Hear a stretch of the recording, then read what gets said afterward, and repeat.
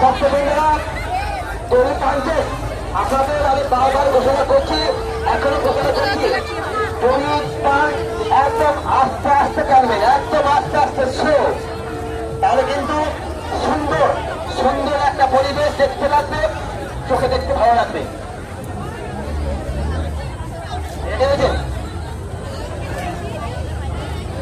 এবার গোল পড়া কিন্তু গোল পড়া আর ওই মোটটা রেডি রেডি রেডি